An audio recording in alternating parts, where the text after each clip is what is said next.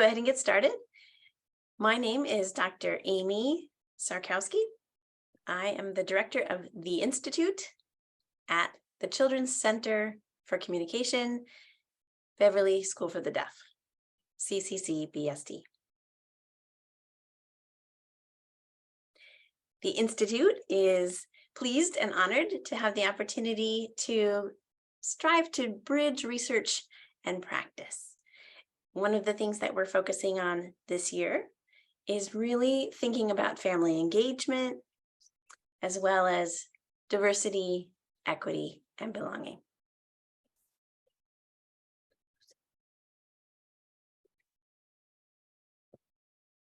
The Institute, supported by the Tower Foundation, is thrilled to have the opportunity to bring to you today our guest speaker. This is a distinguished speaker series presentation. I invite you to follow along on our social media to learn about other interesting upcoming opportunities for distinguished speakers and other things that are happening at the Institute.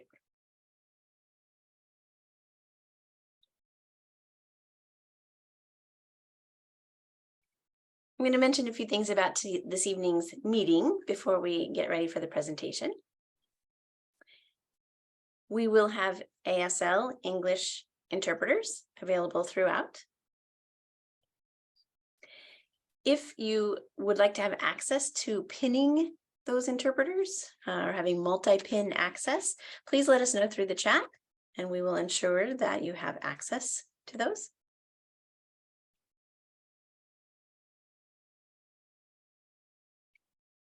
There will be opportunities during this evening's presentation when you can either respond to some questions that our presenter might have, or perhaps engage in some community conversation. At those times, we would invite you to turn your screens on, raise your hand so that we can know who is speaking, and share your thoughts and perspectives.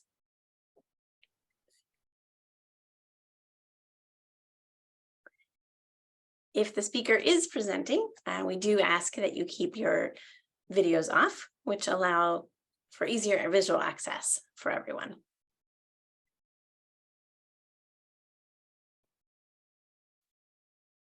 And any questions that you have, particularly related to technology, make sure you let us know in the chat, and we'll be working in the back end of things to ensure that it works smoothly for everyone.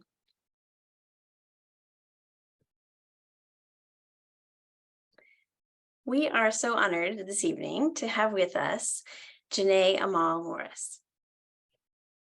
Djenne will be sharing more about her background, but I will just say that she comes to this work honestly in terms of her personality, her spirit, her lived experiences, her training, the work that she's done in the field as a professional and as a parent. You'll learn more about that as you go. Djenne will be talking to us today about who's in charge here, who's at the table, how do we engage amongst professionals and families and community members.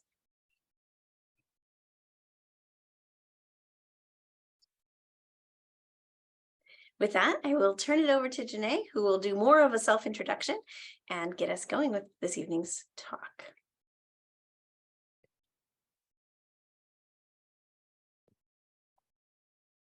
Thank you, Amy and Sarah.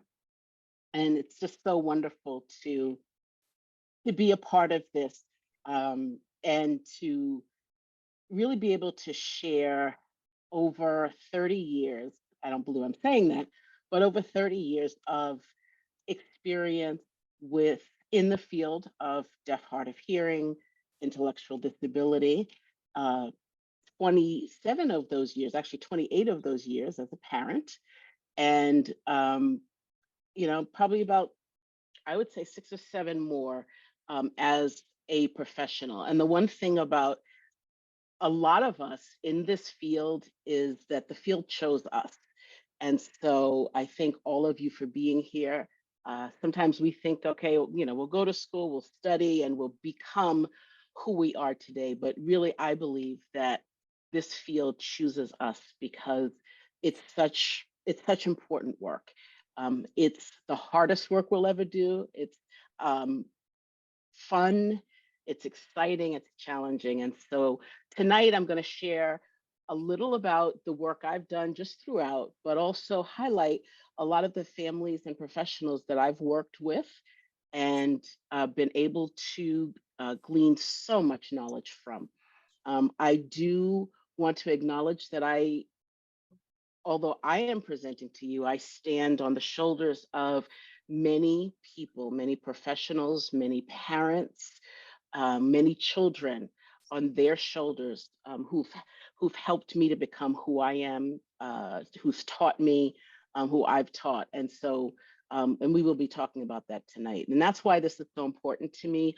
Who's leading whom? It's really it's yes, the principles to enhance the collaboration between parents and professionals, but really what I want to talk about is the reciprocity in relationships.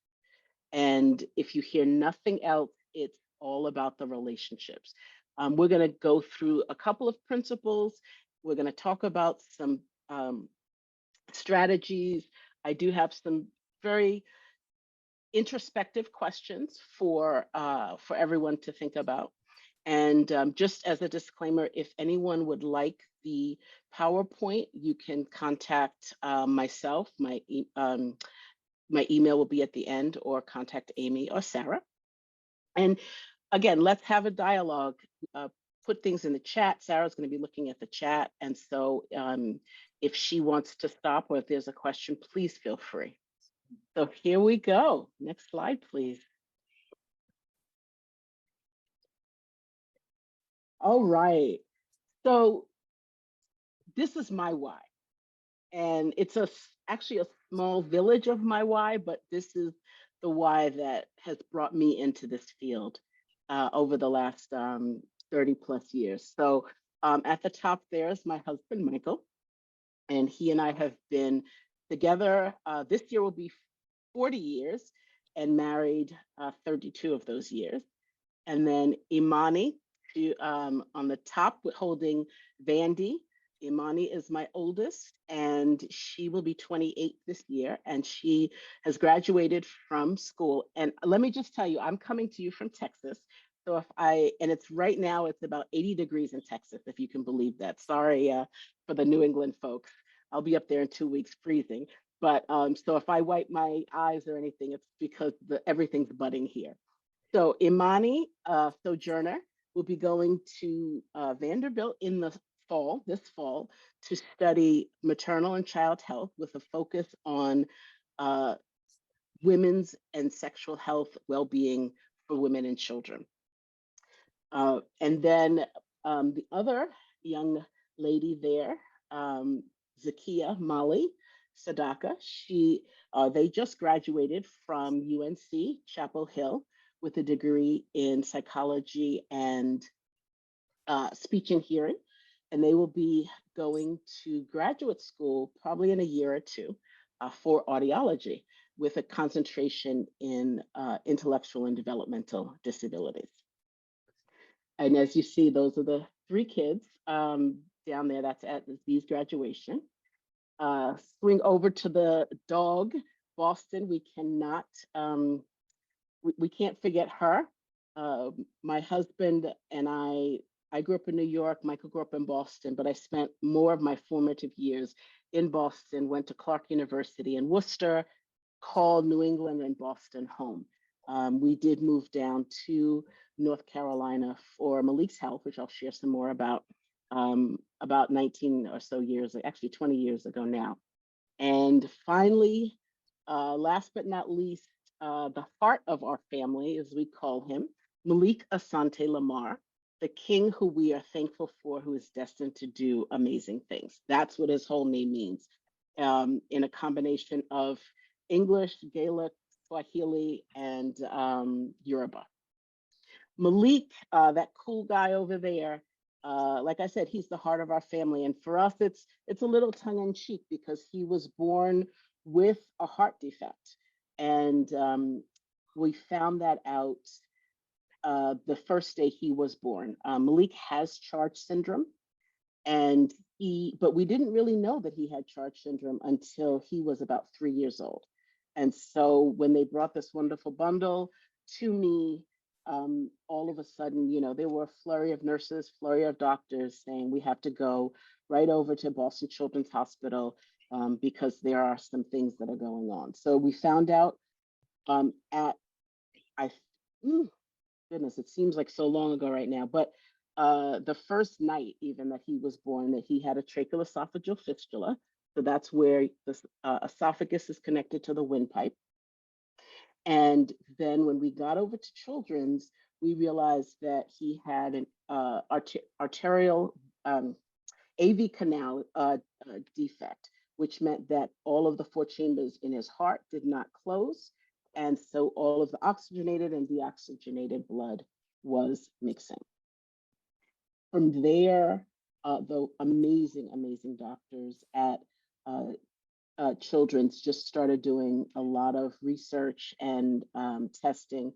So within the first 48, probably 48 to 72 hours, we realized that Malik had the heart defect, the tracheoesophageal fistula, and he also had coloboma of the eyes. And that's a detachment of the retina from the optic nerve. So imagine that. My second child, Imani, was only 13 months at the time. I don't even think she was walking at that time. And then I had this little one, and we were pretty much living in Children's Hospital. And then he ended up having he had to have the tracheoesophageal fistula, the TEF surgery at 1 day old. We thought, okay, we'd wait for him to gain some weight so that he could have his heart surgery. And he didn't gain weight because he really couldn't swallow and regulate. So at 6 weeks old, he had heart surgery to repair that. His eyes, the coloboma in his eyes, we realized was not repairable. So that was really just a wait and see. We were very lucky, talking about professionals, to have the chief of heart surgery, the chief of gastrointestinal surgery at Boston Children's, who took our case. We also found out that Malik, his testicles weren't defended, so he had to have that surgery. So we spent probably the first year in the hospital, more times in the hospital than not. Luckily, we lived about 10 minutes from the hospital in Roxbury, in Boston, near Children's Hospital. And as I say, I could drive to Children's in 5 minutes and dare the police to stop me or give me an escort. And that has happened a couple of times. So what does that look like now? And I just want to take a moment to share, because this is a journey as a parent. And I was a professional then as well. My husband and I were left our full-time jobs in education and business to go into the ministry. And so we had a very thriving Roxbury International Ministry in Boston, working with people from all different cultures, walks of life, socioeconomic, languages. It was amazing. And then, we have Malik.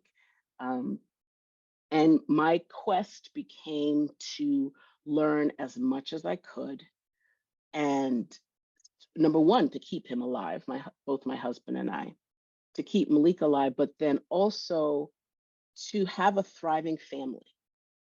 I was very blessed in my family growing up to have people who were deaf, who had other intellectual disabilities. My mother's a psychologist, so it was, familiar in that way to me.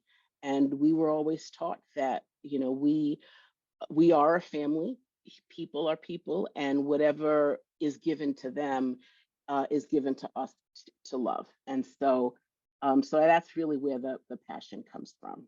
And I'll share more about my wonderful family. Right now, Malik is living in North Carolina. He's been there almost 5 years now, coming Easter. He is a resident at the Serenity Therapeutics group home, the series of group homes. And he, as we always say, Malik taught us so much, and he continues to do that and has taught even the group home owner who has about 16 homes that this population is both a challenge and a joy. So Malik helped to open up the first deaf plus home for young men in the whole state of North Carolina, really the whole Southeast. So we're very proud to be a part of building that. Thanks, Amy. If you could go forward. Okay, so leadership. I remember many years ago, I was at a Eddie conference and was a panelist, Janet DeJourge from Hands and Voices, and which I am a member of, and also the director, not director, Janet's the director, but the chairman, president of the board of headquarters, the Hands and Voices of the board of directors.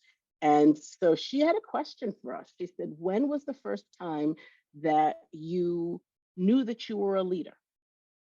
And, you know, everyone shared their thoughts. And it came to me and I thought, I've never not known a time that I was a leader. Growing up in New York City in a family of educators, I was always being encouraged, sometimes forced, to take leadership roles. I realized early that I had influence, that I was an individual, but that I could influence the public. I could influence those around me because of my family's influence as well. I was always, I always was taught to look at those that in those days, we called it less fortunate or than us in whatever way that is. And so from a very young age, I kind of championed those that didn't have a voice to speak for themselves. I would, if I saw an issue, a problem, an injustice, I would come home and tell my mother, and she would say, well, what are you going to do about it?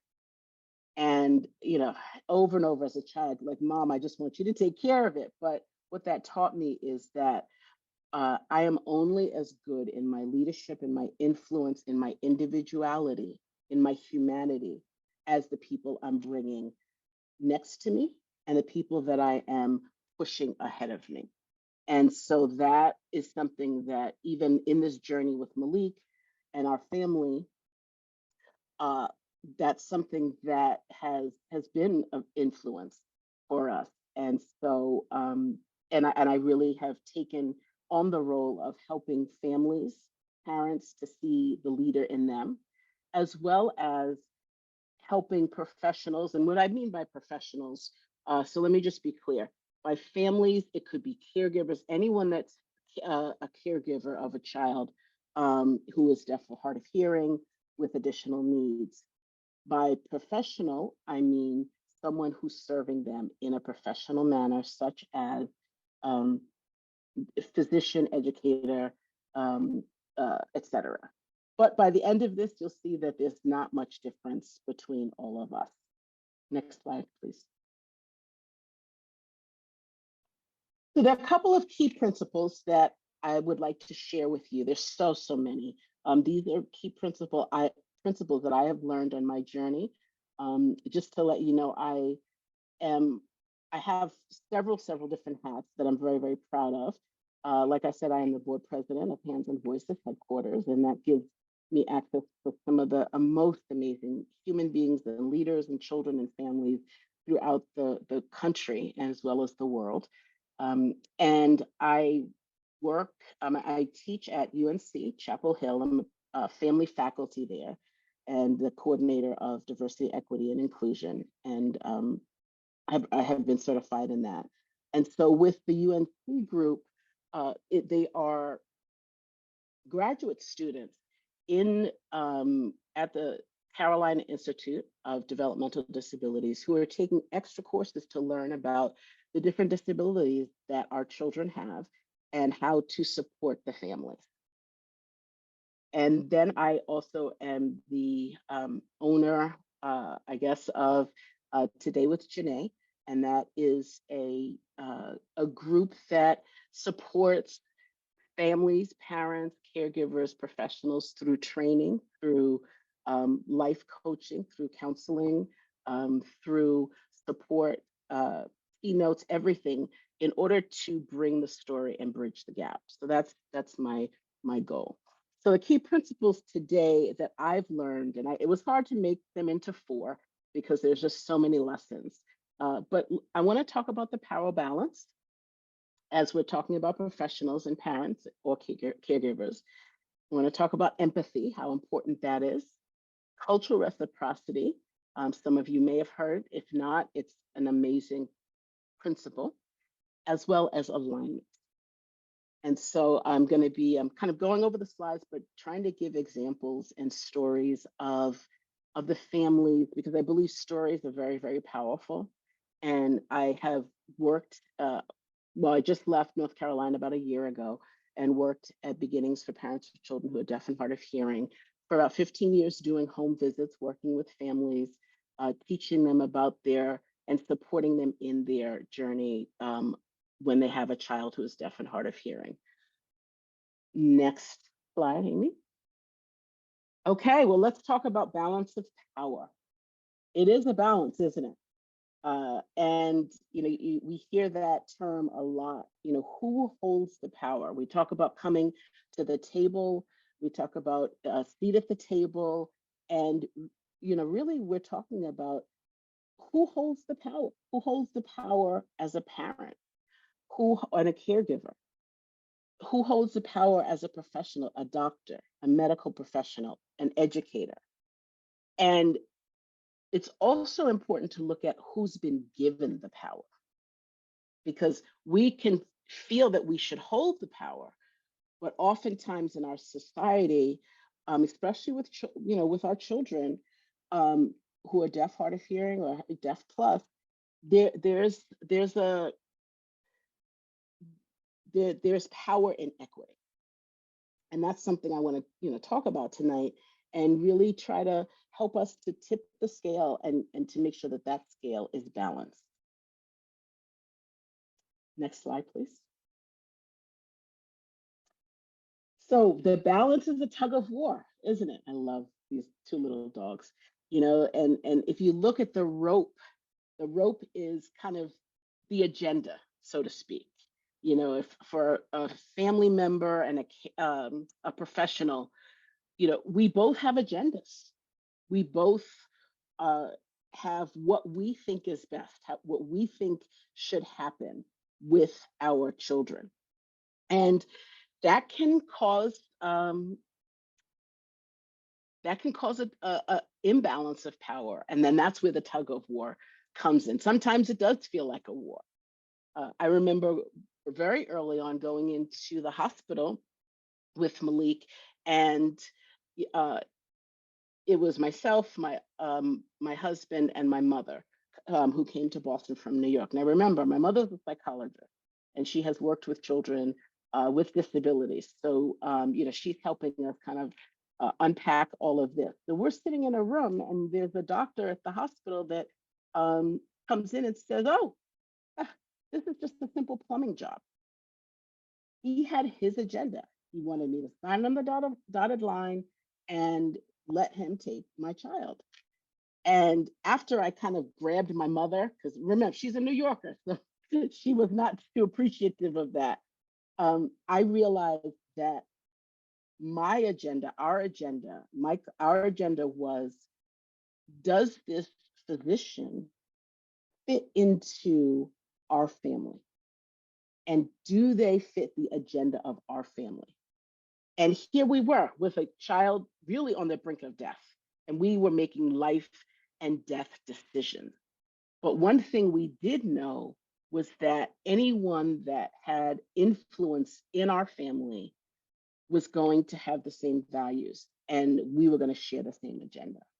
And we also learned, as I tell many people that I've spoken all over the world, you can fire a doctor, because if it's not according to the agenda or the values of your family, it's so important to say, I appreciate you, but this is not who I need. And that's when we ended up getting an amazing physician. Sometimes the tug of war is historical. And I think that's so important that we think about that and we recognize that. What is the history of a family with physicians? What is the history of a family with educators? What is their educational history? And even with professionals, what is the history with families? How are they taught? We've been on this journey almost 30 years, and I have seen the care change so much. I've seen parents become a lot more empowered than even my parents were, or we were as younger parents. So it's important to look at what the history is.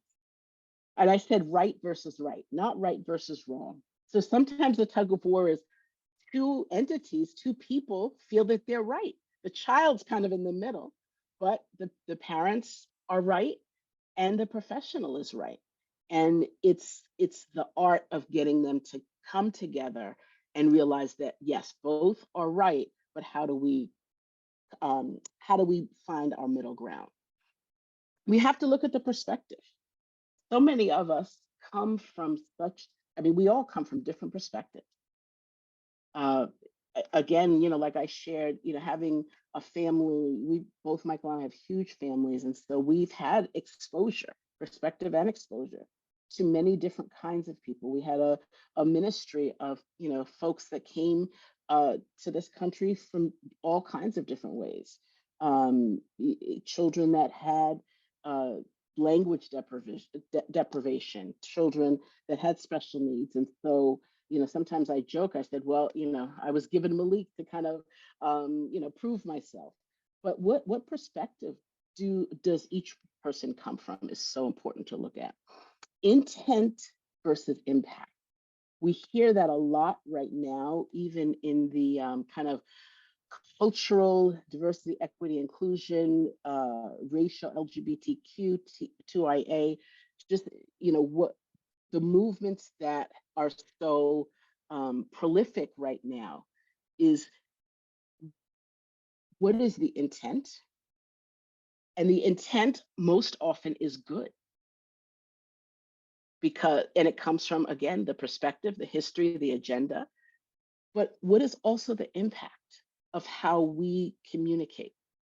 So you can intend, for example, you can have great intentions about what you want to do with my child or with me or how we communicate.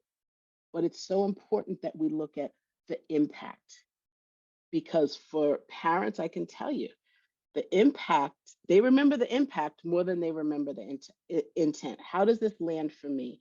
How have I been communicated with? How do I really believe that this professional is in my corner? Do I believe they're right? And same for the professional. One of the things, like I shared, I did a lot of home visits when I was at Beginnings in North Carolina, and went all over the state. And the states, has rural areas, urban areas, suburban areas, a lake, mountainous, so many different kinds of people. And I really had to learn and be aware of, my intent is to go in and help educate families of children once they have the diagnosis. But how I impact them and how I leave them is more important than even my intent. And I remember we would go in with big packets of material. And, over time, we all as a organization decided it's important, even before we pull out our material, to talk to the family. How is this impacting you? My intent is to help you to understand, but really how it impacts you is how you're going to carry on and be able to make decisions for your child. And then finally, the decision makers. Sometimes that is a tug of war between, what is so many decisions to make. And, I used to think that there were so many decisions when a child was first diagnosed, especially in the early years, early intervention years and preschool years. But every uh, um, point in the child's life, there's so many decisions to make. I thought I had to make decisions about Malik in terms of keeping him alive. Okay, then he went to school. So then we had decisions about, his education, where he ended up going. Perkins School for the Blind versus the Boston Public Schools, we had to make decisions. And that, trust me, was a tug of war. Then when he moved into, middle school, high school, we had to make decisions even to move. And those decisions we made with our doctors, with our educators on what was best for Malik, what was the right thing to do for him. And even though he is out of the home and has been out of the home, I'm still his guardian. I still have to make decisions. We had to make uh, uh, incredible decisions during the pandemic. We're still in it, but the height of the pandemic, the last 2.5 years, we had to make decisions to really educate folks that didn't know and didn't want to know, and were scared about what COVID would do to a population that was very was frail. And Malik's house was the frailest, and so we had to make some decisions and help them to make decisions. And so, but one thing we have learned is to do that in conjunction. That there might be a tug of war, and a lot of times that is not understanding or not comprehending. And we're going to go into some of that. Next slide, please.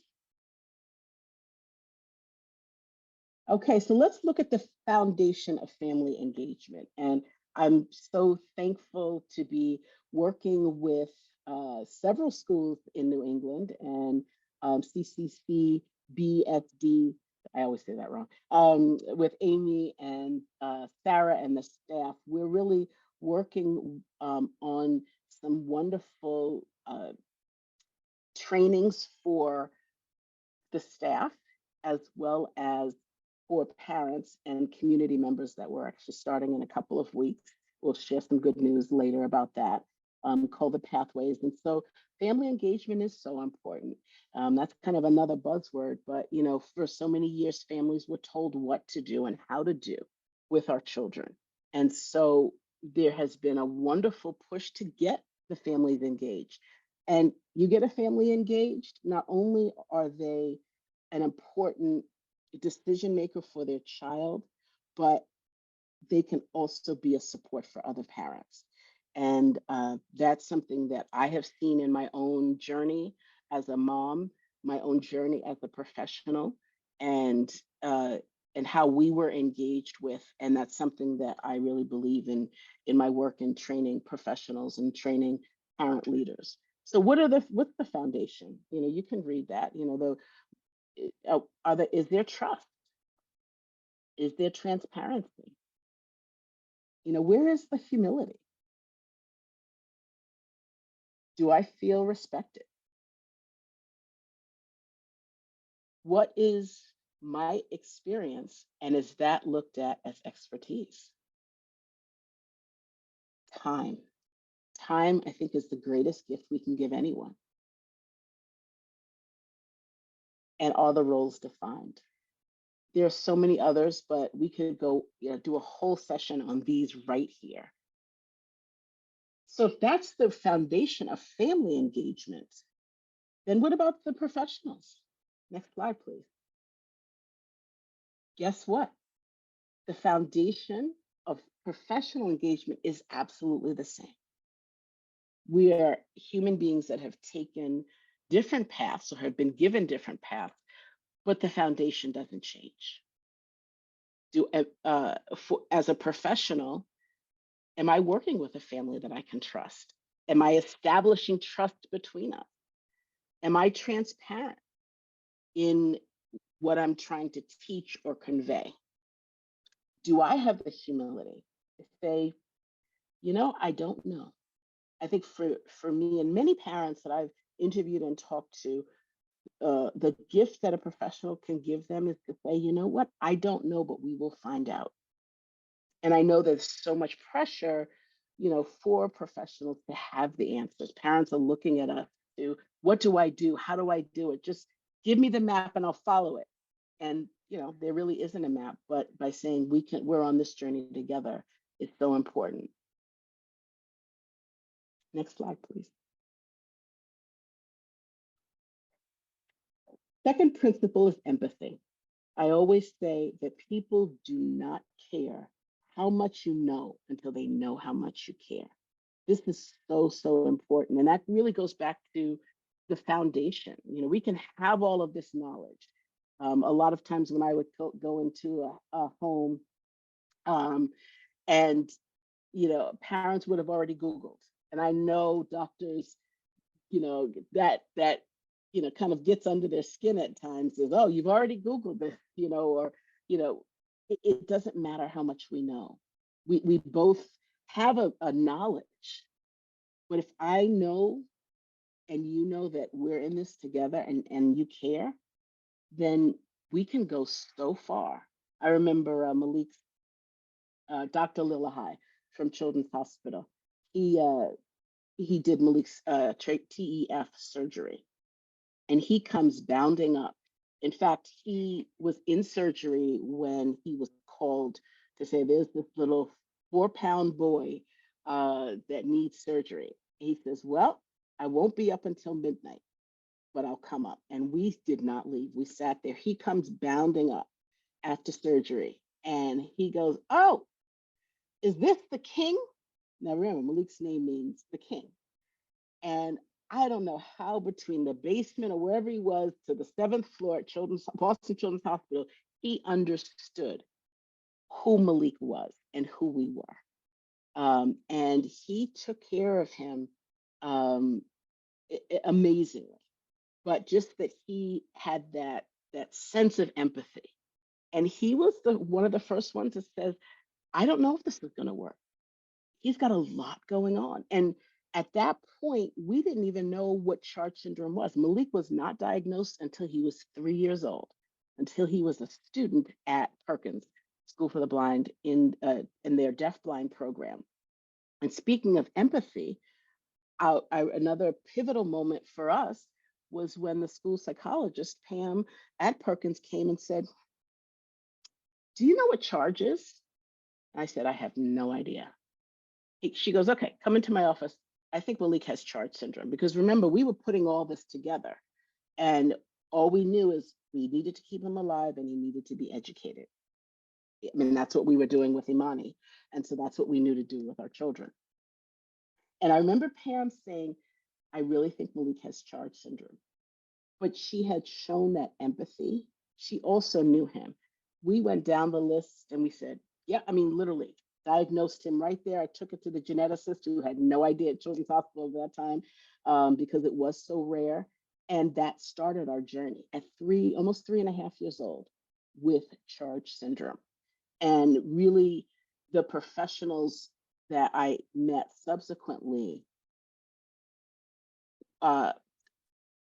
because it was rare at that time, remember, this is 28 years ago.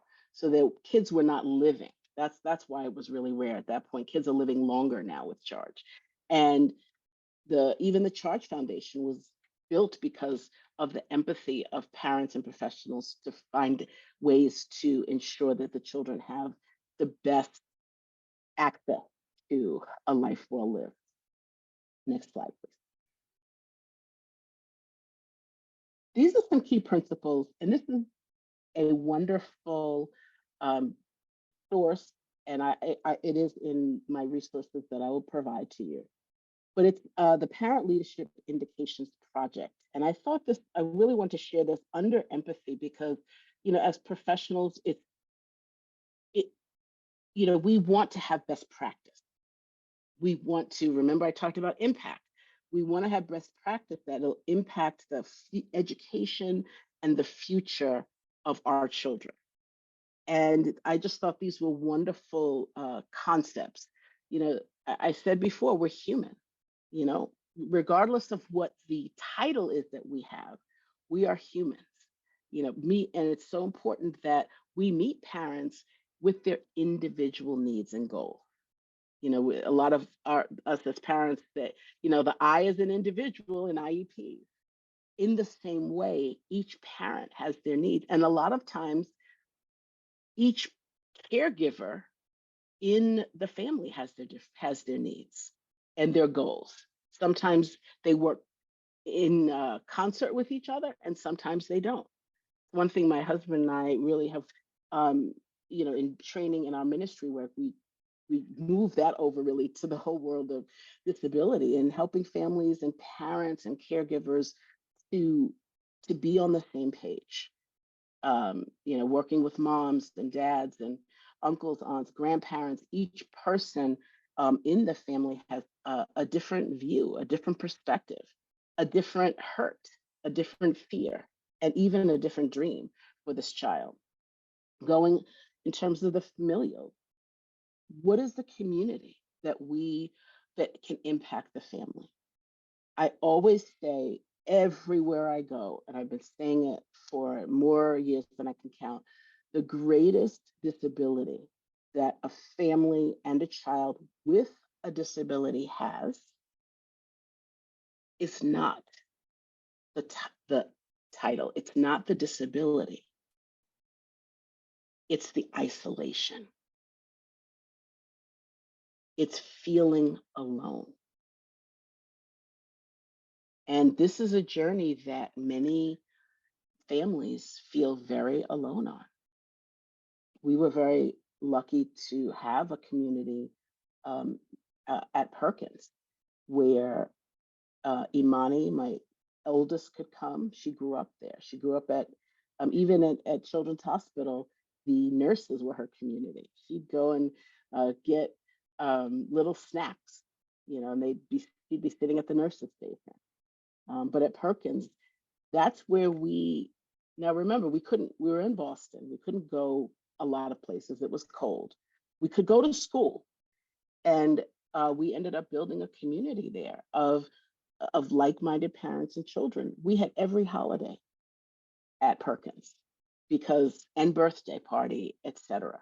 Because the community that we had, even our own family, didn't get it, didn't understand. They had their own way of dealing. What's unifying? Part of working in this field is looking at, yes, our children may be different. One might have Down syndrome, one might have autism, one might have charge, it goes on. One might have a syndrome that doesn't have a name. But the differences are not what divide us. It brings us together. And oftentimes I'll share when we're about to go to the Eddie conference in March, and I just did my registration today, and I was so excited, and I started texting and emailing all the professionals I would see there. Why? Because as a professional, that's the place that we are unified. We come together to support our families and children. And then I see parents that are unified. It doesn't matter, what's going on with the child. We have that unity. And then empowering.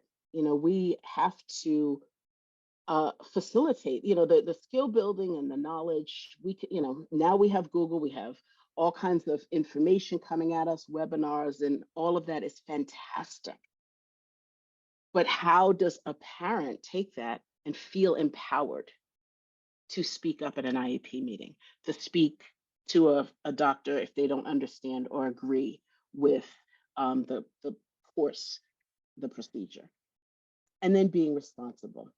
I think it's so important that, and we have to be responsible in creating that stable support and ongoing at every phase of a child's life. Next slide, please. Cultural reciprocity. This is a theory, a term, a real life kind of put it in action that I learned from one of my mentors, Beth Harry. She was a physician. She was a teacher at University of Florida, and she mentored me amazingly. And it's so And I was like, what is this term? I know reciprocity is kind of the going back and forth, but how do we do it culturally? Amy, next slide, please. Well, first of all, let's talk about what cultural reciprocity is. It's learning about one another, respecting one another's cultures, at the same time sharing information about the current culture. And I say current kind of with, quotes. It could be the culture of the school. It could be the culture of the hospital. It could be, again, many families come from different cultures and trying to get acclimated to maybe the Western or American culture and way of educating, et cetera. So it's the recognizing of that, the celebrating of that, and kind of the curiosity. And let's look at the process. And again, this is a little taste. This is a whole. I do a whole workshop, 1, 2, 3 day workshop on this very piece. It's actually one of my favorite.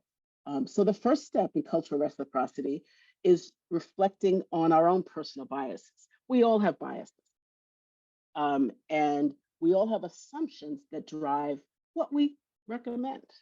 Where we can call it our prejudices, but we all have biases because of our backgrounds, our upbringing, and just who we are. The second one is to ask the parents' perspective, invite their input, invite them even to share their own cultural norms and backgrounds. As I do this training, I spend a lot of time counseling professionals. You have to get to know a family's cultural background. Who is the perceived leader in the family, or whom are the leaders? It might be more than one. And there's so many stories. That one of them I'll share. One of my favorite families in North Carolina. I went into the home, and the child, well, I got a call from the school that there was a child that was acting up. They didn't know if he had autism, if what was going on. And we realized that he was profoundly deaf. The parents had come from Ethiopia. And I went to the house and talked to them on the phone beforehand. I knew, and we'll call him Muhammad, knew that the parents were Muslim. And so when I went to the house, I first went to introduce myself. I didn't even go in the house. And he invited me, and I literally stood at the threshold of the door, saw whom was there. I saw his wife had a hijab on, and they were very devout. And I said, okay, I'm going to come back. Came back the next week. And just from my upbringing, my father's Muslim, and I've lived in Muslim countries and worked, I ended up with a scarf on my neck and, a long dress. And, I said to him, is this, do you feel like I'm proper now in order to talk with you? His mind was blown because you should have seen his wife's eyes just lit up and I had explained to him my background, and I wasn't appropriating, I was trying to be respectful.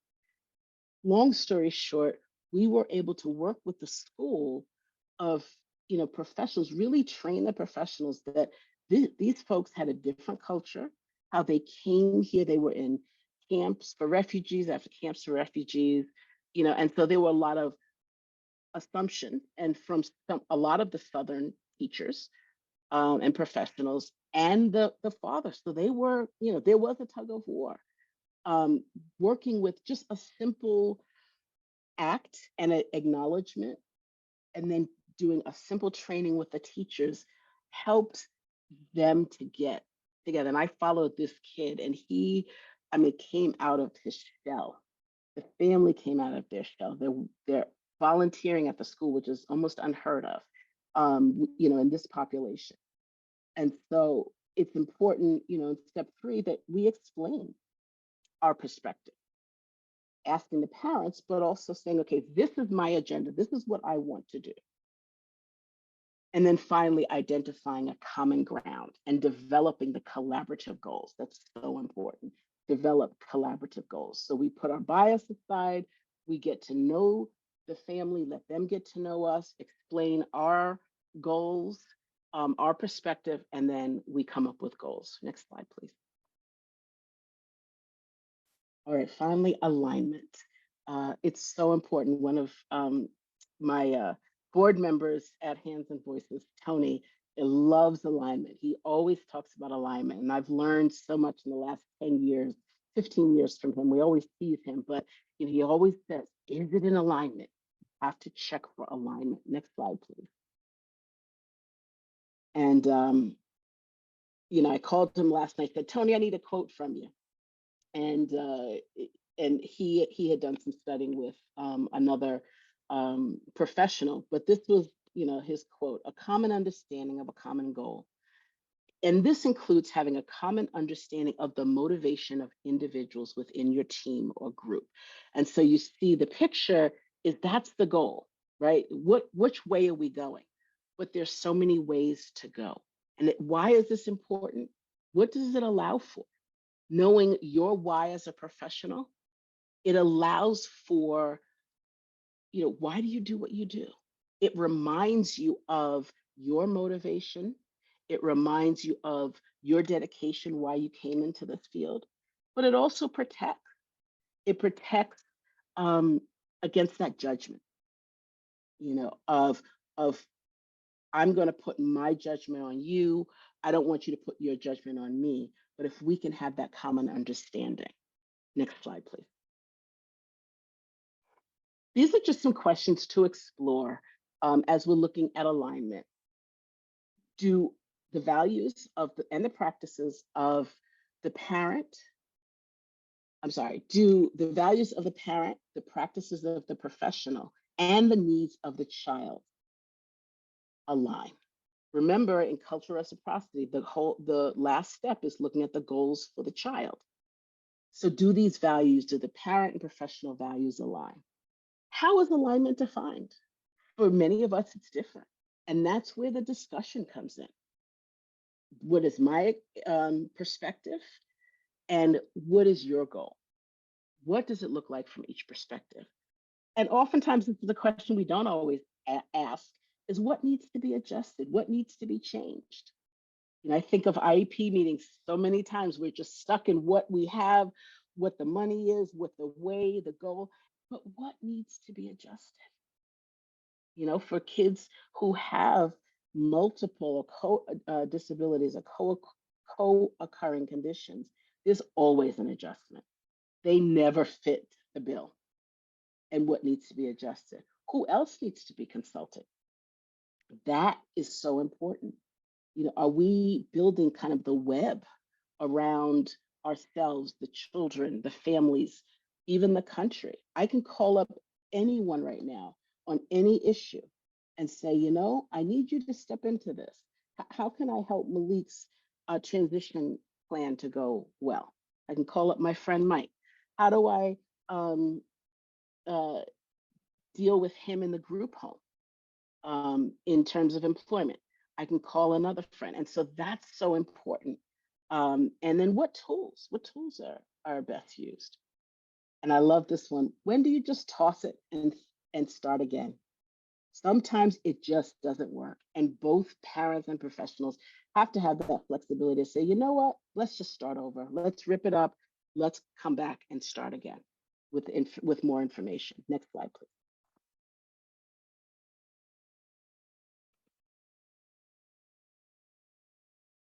All right. Critical elements of collaboration. This is where we kind of get to the nuts and bolts. These are some strategies to consider. Next slide, please. And I just want to say that the next several slides come from, I'm part of a training group from out of the University of Vermont that have been doing several trainings on parent leadership and professional collaboration. We've written a book together, and we actually have a meeting tomorrow because we are launching a new set of trainings for both parents and professionals and make it more accessible. So as we're looking at collaboration, these are some of the questions we have to ask.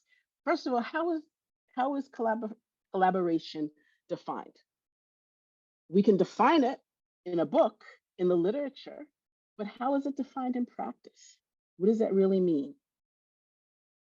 What principles form the foundations of collaboration? What is it that contributes to the team context? In order to have a positive team, you have to have effective collaboration. We're humans and there are barriers. What are the barriers to collaboration?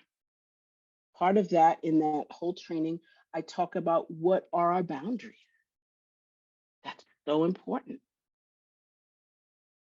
And finally, how, when we're practicing collaboration, how does that vary? Remember impact, intent and impact, how does that vary across cultures, across personal identities, family makeup, etc.? There's not one side fits all. There might be principles, but how can we morph them into who we're working with? Next slide, please. Okay, I want you to think about something here. Just take a quick minute and I'll take a breath. Think about two situations that, you've come to the table, everyone's at the table, they have a seat at the table, and you're supposed to collaborate. I want you to think of a positive experience, something that went really well, and then something that didn't go so well. And I want you to think of a metaphor that describes each experience. And maybe if you just put it in the chat, write it in the chat, that would be great. And then maybe Sarah can read a couple of those out. Or I can open the chat, either one. I'll give you a minute. This is Sarah. Janae, I'll keep an eye on the chat and I'll let you know when some responses come in. Perfect.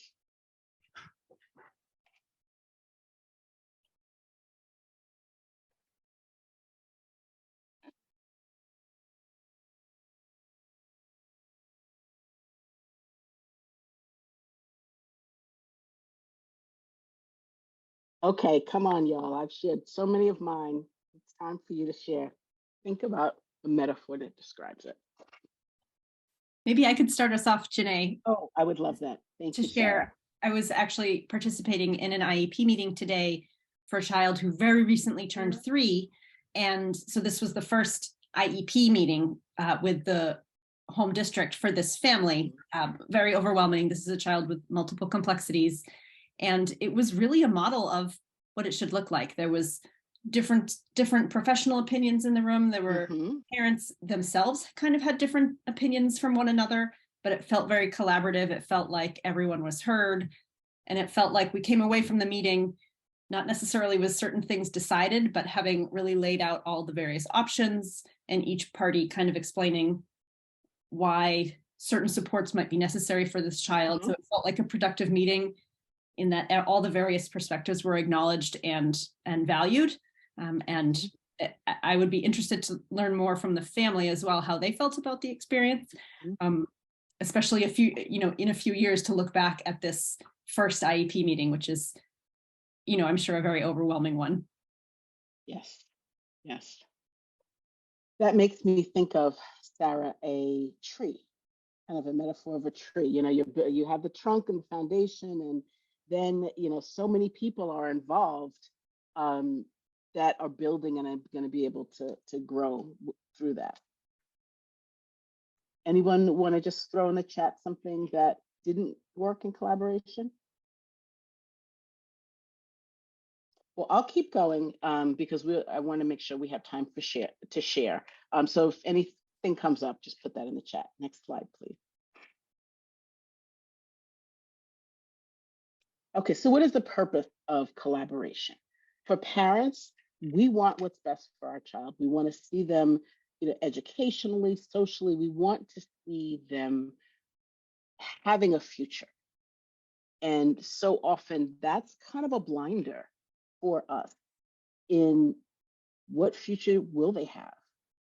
Whether we've had interactions with people, different than us, will my child have the future that they should have. For a professional, it is the child's best interest and best practice. They have goals, they have educational, medical requirements.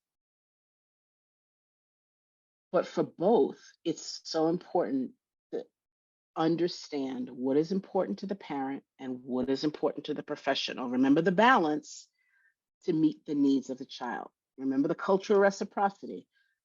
Step 4, principle 4 is to come together for the best of the child. Interestingly enough, as a parent wanting the best in future, we often don't have that vision. And I tell professionals, especially my student, my mentor there, Jack Roush, told me once that when I was started working in teaching and training and mentoring the students, he said, Djenne, and Jack Roush is an audiologist at UNC and a professor. He said, you are training and preparing the next generation of therapists, of professionals, of educators, because we have trainee students from every discipline. And that struck me, that stayed with me. You're giving them hope. You're giving them a voice that they won't hear, that they will not learn in med school, or they won't learn in graduate school, or they won't learn in wherever they're being educated. And I think that for the parents as professionals, and I tell this to my students all the time, you all are the reason I'm here, because it was an OT, a PT, SLP, the physicians, the psychologists, the social workers, deaf-blind interveners. You all are were the ones that gave me hope for Malik, because I had no vision. I hadn't seen a kid with Chart syndrome before. Every step of the way, and I think that's so important. Sometimes we think of early intervention, we kind of compartmentalize the phases that our young people are in and are growing up in. Each phase of the way, each stage, I had someone to help me. And I remind, my students that that's the kind of professional parents need you to be. Next slide, please.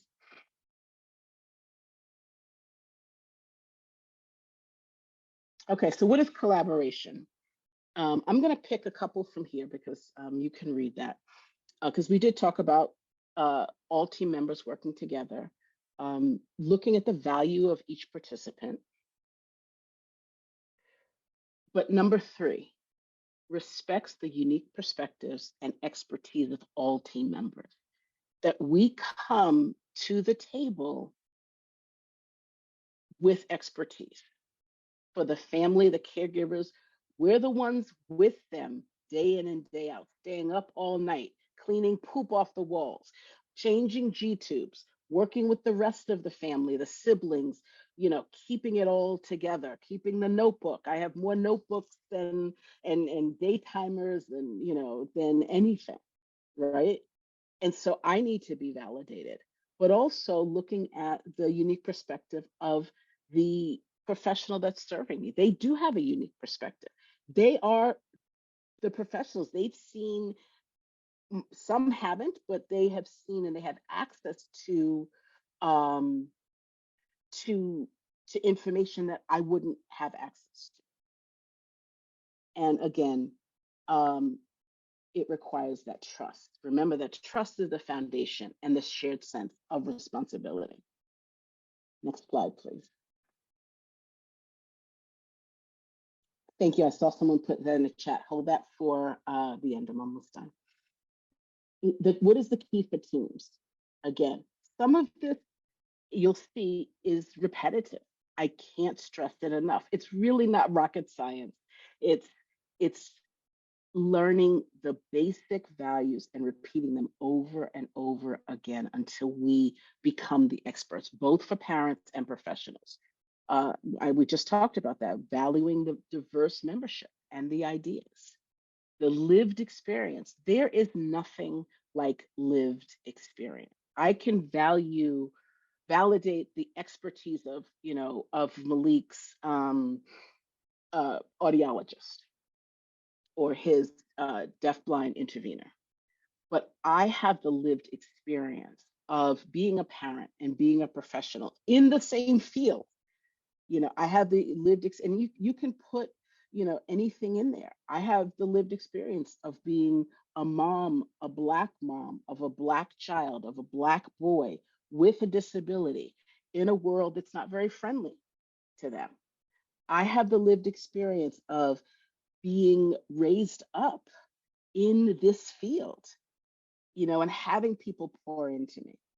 And so, you can fill that in. What lived experience do you have that can also complement the expertise of knowledge, the common purpose, trust, and shared decision making? That is so key, the shared decision making. And we'll talk about that in a minute. Next slide, please. I think it goes without saying, but I had to say it anyway. Just one of the principles is having interpersonal skills. As we're working in teams, collaborative teams with parents, professionals, what are the group norms? Every group has a norm. I remember moving from the North to the South, from Boston to North Carolina. And in Boston, as a parent, I was given a lot more freedom to bring my expertise to the table. Whereas in North Carolina, I was like, okay, no, we are the experts, we know. And we had to kind of have some group norms. Part of that was that I had so many wonderful networks. So I would come in, I was that parent that would come in with, the notebook of, I just talked to the Helen Keller National Center, and I just talked to the deafblind parent group. And I just, this is what we have to do. I also had to learn that, to pipe it down a little bit, because I wanted to have a shared experience and develop a group norm of working together. Also developing communication, conflict, and resolution skills. We are going to have conflict. We're going to have communication differences and difficulties. I train my parents, especially in that very, very strongly, because we're talking about my child's life here. And so didn't talk to me the way I thought they should. They didn't give me the information. There's sometimes this angst that can cause parents to not communicate in a positive way. And part of leading in your child's life and education and medical is learning how to communicate with professionals in a way that they can hear and understand and respect. Next slide, please. Just remembering that we're a team, collaborative decision making. It's consensus-based decision making. Sometimes it doesn't work. Sometimes consensus is, I can live with that, especially when you have a child with complex complex needs. Sometimes you have to say, well, Malik may never learn how to write his name, but Malik understands that money costs something, and he knows where in my purse or in my pocket to get it. So what do I look for in terms of him transitioning? Is it more important for him to write his name, or is it more important to understand how to shop and use money? There's some times where consensus can't be reached. And so that's when it's important that both parties agree, okay, what are our next steps going to be? We're, again, going back to one of the charts, sometimes you just have to throw it out, come back with more information, and start again. Next slide. Collaboration is an art. I see that Amy did put the book that we wrote that's a foundation for the trainings, The Art of Collaboration. It really is an art. I think one thing I've learned in this journey, that the confidence in collaboration comes from knowledge, what both parties know, how prepared they are, practicing it, and always looking at ourselves, looking at our bias, looking at our empathy, looking at the things that we've talked about. Next slide. These are just some questions, again, to encourage and challenge yourself. What are these ideas? have resonated? What don't? What have you found most important or challenging? My students will say, "Oh, Ms. Morris, stop challenging us." I'm like, you can't have it easy. You've got to challenge. What challenged you the most? I don't want to know what you learned. What challenged you, and then what did you learn from that? And then how are, the theories and practices rooted in our own backgrounds, our positions, and our roles, as well as the culture that we live in now. Next slide. Okay, so the question that I asked in the beginning, who's leading whom? Everyone is on this journey. And I picked this picture. I spent quite a bit of time in Colorado with Janet, and the mountains are just amazing. And sometimes it's a mountain, sometimes the road is smooth, sometimes we have hills and trees. But it's so important on the journey to realize we're both leading. Both the parents and the professionals have a role in leading. And understanding this, that's what fosters a deeper sense of appreciation and knowledge, and creates opportunities for each one to use their expertise in leadership. That's why I teach parent leadership institutes, to help parents, especially those that say, "I have nothing to give, I don't know." Well, if you can get your child to the audiologist on time, there are skills there building. The same with therapists and doctors who are coming up. How do you present when your family comes in your office or you're doing a home visit? Everyone is on this journey together, and everyone is leading. Next slide. This is a wonderful quote, and if you look up Schleckley, uh, he is a educator that has been working in the field for a very long time. He's made some significant strides. So if you look him up, I thought he was excellent. But he said shared leadership is less like an orchestra, where the conductor is always in charge, and more like a jazz band, where leadership is passed around, shared, depending on what the music demands at the moment and who feels most moved by the spirit to express the music. Next slide, please. What does it all come down to? It all comes down to the relationship, like we talked about in the beginning. The relationship between a professional and a parent. I have Terrell Clark, who was our first psychologist at the Boston Children's. Amy and I know her very well. She's both our mentors. And she first told me, Malik is deaf. Malik has a lot of issues. But you know what? We're going to get through this, and he's going to be something someday. And you see us, this was actually last summer, and we're signing together. We were on vacation with them, and we're signing. She's still telling me what to do. And my husband snapped a picture. It's the relationship between the teacher and the child. It's the relationship between the family members and their interaction with one another. And why are we doing all this? So that our young people can live their best life, and live a life that we may not have known that they could live. We may have dreamt something very different for them, but they have dreams too. And it's up to us as both parents and professionals to provide the tools for them to reach their dreams. Malik, that was him graduating high school. And this was him, I met him at a doctor's appointment, and he came out just looking as fly as he wanted to be. And I said, our work, it's not done, but it's been good. It's been a good journey. And so I just want to encourage everyone that, doing this together, you can take all of those principles, but this is what it's really about, and always carry a picture of a family, a professional, a child in your mind, in your heart, that can inspire you to keep living out your why. Thank you so much. We have 15 minutes, 20 minutes for comments or questions. So I am happy to entertain those right now.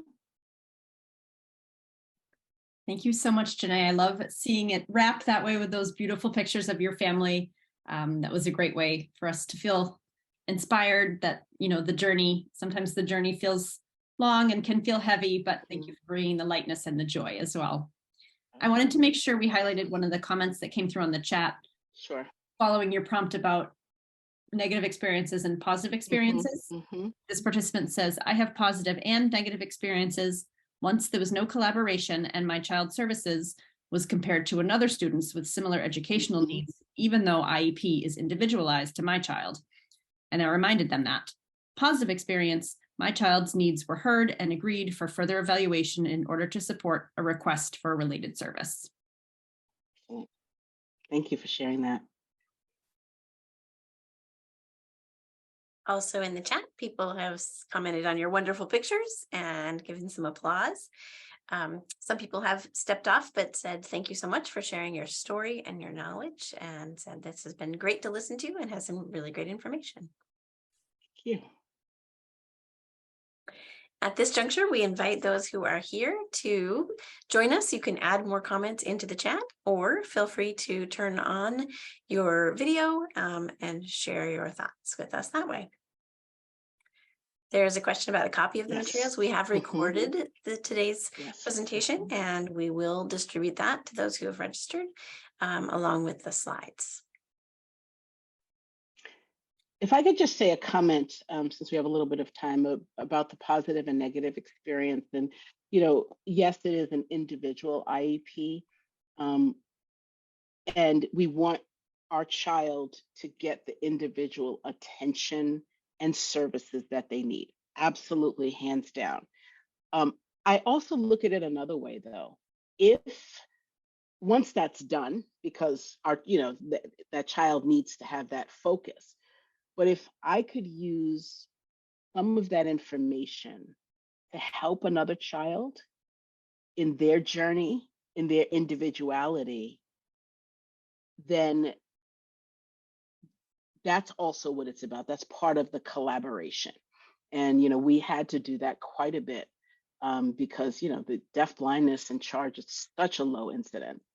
I do know what it feels like to, to have someone say, well, so-and-so and so, and good for you. You reminded them.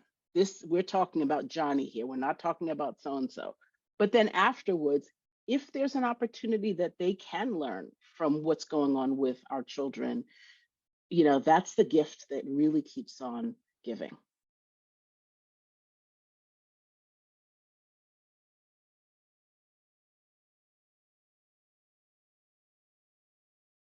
Does anyone feel challenged?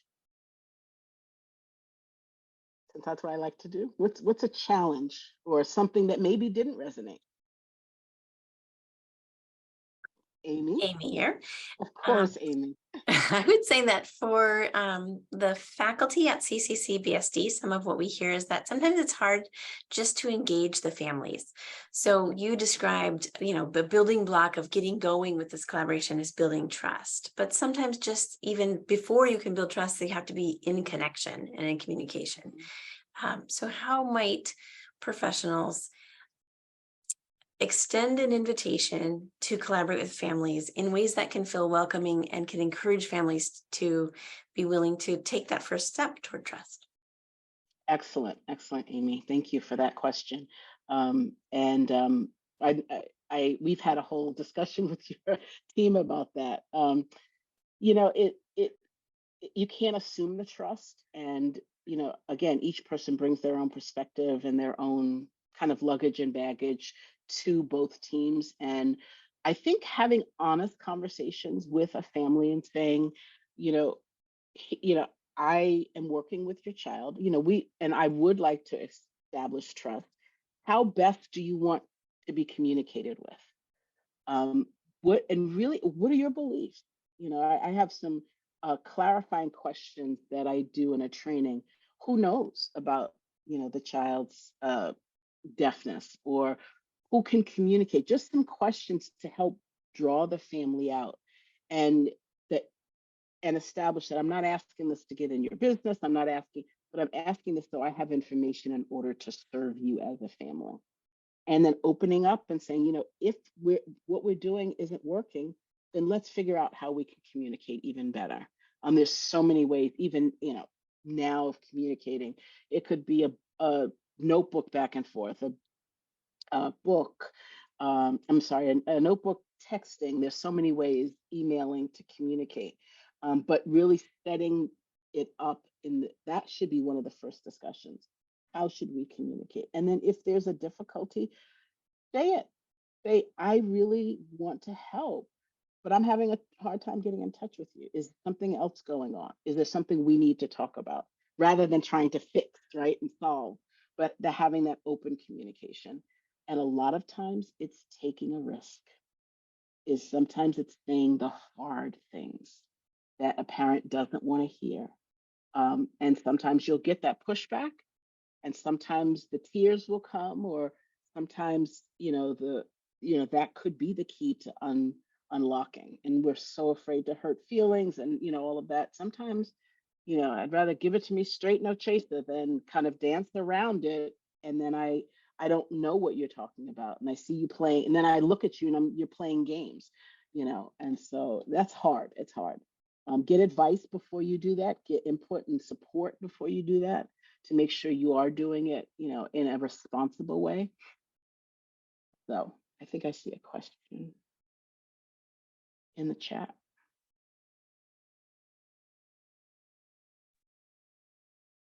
The comment reads, Okay. key question, Mhm. Amy. I'm a parent and I like to communicate with my child's team more often. Some parents are grieving or nervous or scared. They don't want to communicate. They don't want to face what's going on. You know, we call that denial, right? Bless you, Sarah. We call that denial. I don't like that term because, you know, yes, it's a technical term, but there's a reason. We can say it as professors, oh, that parent's in denial. And then we just leave it without digging and helping the family unpack what's going on, or what's going on in the home, or, you know, you just never know.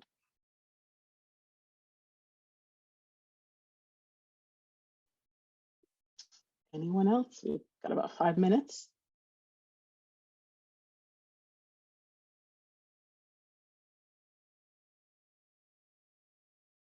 Yeah, Michelle, unpack. I love it. I do that exercise quite a bit with parents and my students. It's just unpacking our own biases, unpacking what you're feeling. And, you know, you don't have to be a trained, licensed psychologist, psychiatrist, counselor to do that. Now, there is a responsible way. And I always say, you know, if I feel like I need to refer to someone who has those credentials, then you and I will do that together. But there are ways, you know, to help a family or a parent, you know, just dig into some of the way that they are feeling. And quite often, I'll give you a pearl. Each one of you, as a professional for the parents, are probably the only ones that we can talk to that understand our language. So we're going to hold on to you. We may give you a hard time, but we are going to hold on to you because grandma doesn't understand, or so and so, and that you become our world. And so just be encouraged by that, no matter how much we give you a hard time.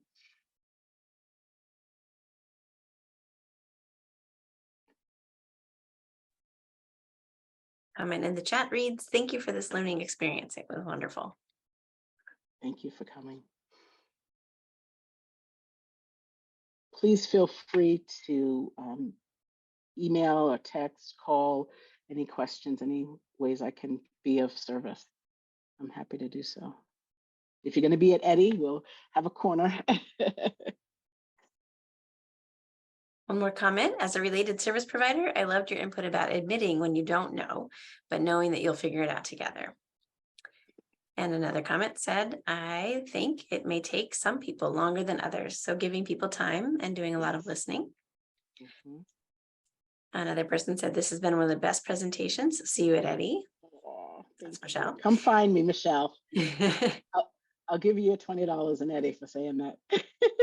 And before I go, can we have Djenne-amal's email? Yes, it's Can you put it in the chat, Amy? Is it your Yes, sure. Gmail, Janae, that you wish? Gmail, yes, Djenne Morris at Gmail. Yes. And then the website is there too. So thank you. And I will be checking the video for access, making sure everything looks good, and then sharing out. Sometimes it takes a little bit longer because I like to make sure everything looks clear with our accessibility, but we will be sure to share the link to the recording as well as the slides. If that's okay with you, Janae, we can share those Absolutely. slides Sure. with our participants tonight. Thank you both so much. And I'll just close by saying thank you for joining us. Be sure to follow the Institute at CCCBSD to learn more about various presentations that will be coming up in the future. And on behalf of the Institute, Sarah and I will extend our gratitude to Janae for your presentation. Thank you, thank you, thank you. Take care all, and hope to see you at a future event. All right. Thank you to Serena and to Bye all. Sue for providing access. Yes, Tonight. thank you. Yay. Thank you as always for having us. Amazing.